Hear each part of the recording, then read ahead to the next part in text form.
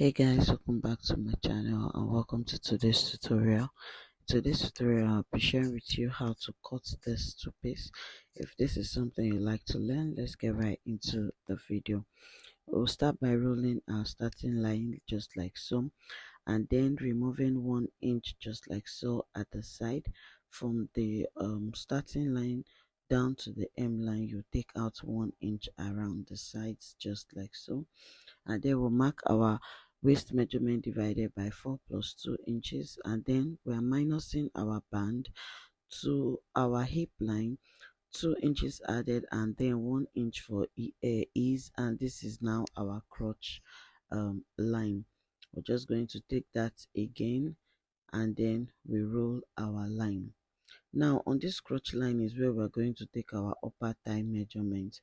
So our upper round laps measurement divided by 2, that is what we'll mark. And then to get the length, our waist divided by 8, our waist divided by 4, and then divided by 4 again, that is what will give us our crotch length. So we're just going to roll a line and then come up by 2 inches so we can get our crotch curve just like so. And as you can see, I am doing here just like so, and then we're just going to curve it just like so. So the next thing we are going to do is we're just measuring um our from our waist. We are minusing 2 inches, which is our band, down to our full length. At this point, if you want to mark your new measurement also, you can do well at this point, so you'll know what you'll be properly guided. But I actually did not do that. So before we cut, the next thing we are going to do is to pin down together, and then whatever we got on our upper thigh, which was our round thigh measurement divided by 2, we'll start minusing 2 inches from it just like so. That's why I said you can now put your new measurement so you know what to do, because from the new you stop minusing to 2 inches, you can now make them all equal. Some places from the new, you can, whatever you get, you can now start minusing 1, and below the new you can now keep all to be equal. I don't know if you understand what I'm saying, to get a straight pant. So we're just going to cut just like so, and we are done with the front part of our trouser.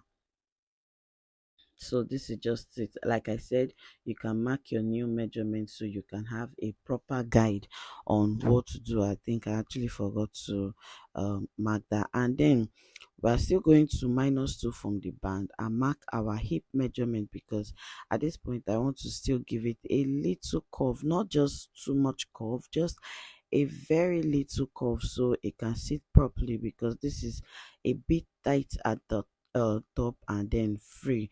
So that's why I'm giving it that hip curve. But if you don't want to, if you just want to make yours straight, it is completely fine. But this fits, looks better if you do it this way. So after doing this, we are done with the front parts of our pants. Take your time, watch the video, you'll understand. So we're going to fold another material again. Now we want to cut the back side of our pants. So at the side where we actually left 1 inch where we're cutting the front part, we are now going to leave 2 inches at that side, like when you want to put a zipper. We are going to leave 2 inches just like so, and at the top also we are going to leave about 2 inches at the top, so we can make our crotch slant at that height at that point, as you can see me doing, which I used 2 inches. If you want to use 1.5, it's completely fine. And then we'll just slant it to the side of the pants, as you see me doing, just like so. And automatically we are done with the back part of our trouser. For the back part, just leaving 2 inches, and leaving about 2 inches 1.5 at the top again, and basically we're just done. Every other thing is just tracing, cutting, and you are done with your pants.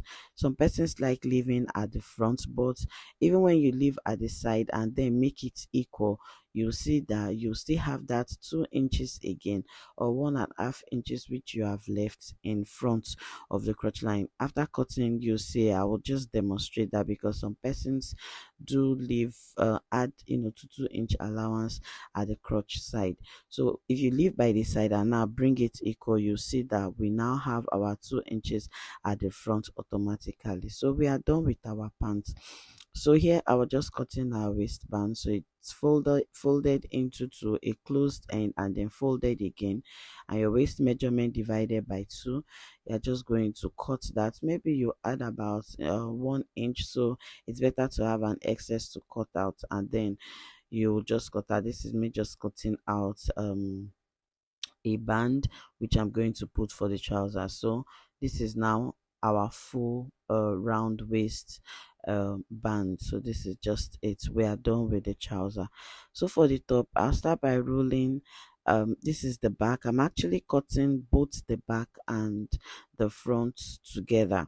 So I started by rolling our starting line, and then our normal 3 by 1.5 for the back, and then I measured my shoulder to my bust point, my shoulder again to my under bust, and my waist length, and then the full length. That is what I actually marked at this point. The neck that I did, this is the back. I'm using one paper for the two. I actually didn't have paper in the house, and I wanted to film this tutorial at the point I had chance to do it. So this is me drafting just the normal basic back bodies. Our neck by 3, to then a step down by 1.5. So I'm just marking my shoulder, and then I'm coming up by 2 inches at the bust point to get my chest line. To get your chest line, you're coming up by 2 inches from your bust point, and that is your chest line, not your upper bust measurement, but your chest line. After doing that, I'm just going to mark my shoulder again on the chest line, so I have a straight line. I'm just going to rule just like so, and then the next thing, I'm going to take my shoulder slant, step down by 1 inch just like so, and then I'm going to slant to the neck as you see me doing. And then whatever I get at this point, I'm going to divide into 2 just like so, and then come in by 1/2 inch just like so, and on my chest line, divide my bust measurement divided by 4, and then I'm going to mark, and the next thing, I'm going to connect these points together. Like I said, this is the back that I am drafting, so it's the back, not the front. This is the back I'm drafting. I'm just trying to put the point so you see each of the line. So my waist measurement divided by 4 plus 2 inches, and then on my chest line, my bust measurement divided by 4 plus 2 inches, whichever allowance that is okay with you, it's fine. And on the end part of my blouse, I'm using my hip measurement divided by 4 plus 2 inches, just as we did for everywhere. This is our regular back which we used to do all the time. So I'm just making a curve because I don't want that part to be sharp. So it's what I am doing. So for the center back, I actually wanted mine to be divided into 2. If you don't want yours to be like that, you can as well leave yours and you are done with drafting your back. So I'm just taking a dart at that point because mine, I wanted it to be open, and we are done with the back. For the front, I'm introducing a new paper because we have an overlap. For the front, this is the paper you see me putting, and then I'm rolling a line, so I'll just have a straight line. You can use a fresh paper for this and take all the measurements back again. And the next thing, I just extended my bust to it and came up by 1/2 inches because I want to make a slant, and we are done with the front drafting. I'm using one paper both for the back and also for the front.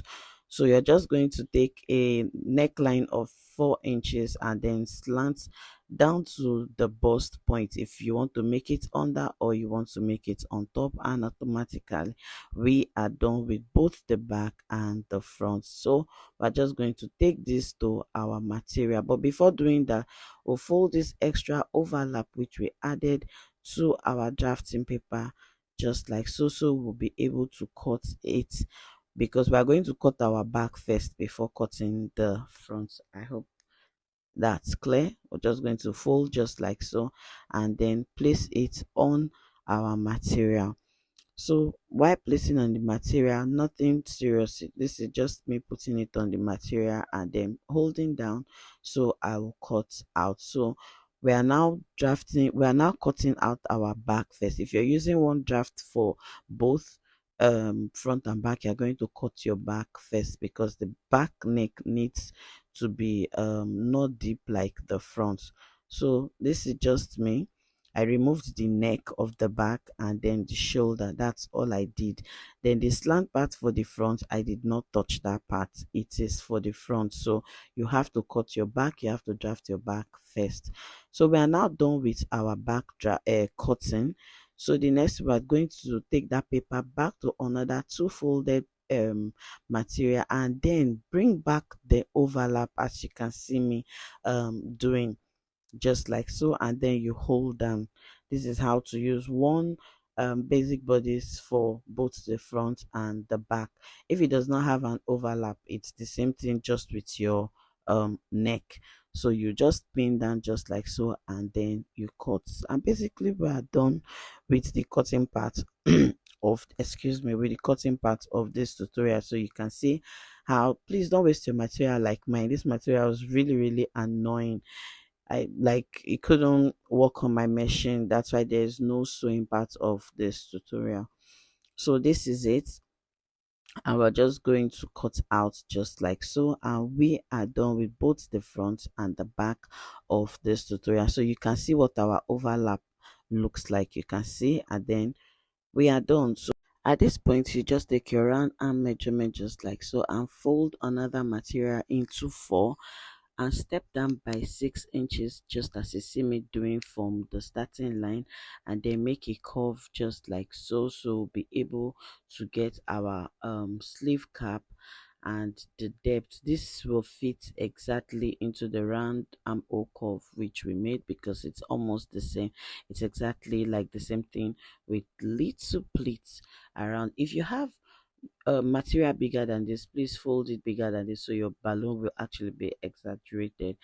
And then we're going to take the hand length which we want.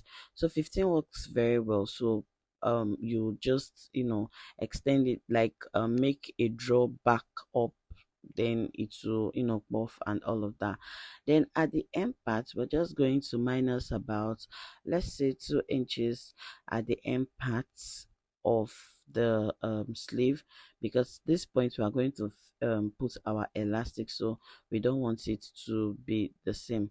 This tutorial does not have the sewing part, because this material did not work on my machine. I tried everything, using a candle, using paper and all of that, so it has just the cutting part of it. And basically we are just done with this tutorial. Please, you can now join your trouser, your shoulders, fold your overlap, and join the shoulders and the sleeve, and that just it, we are done. And make your balloon. So thank you so much guys for watching this tutorial. I'll see you in my next video. Bye for now.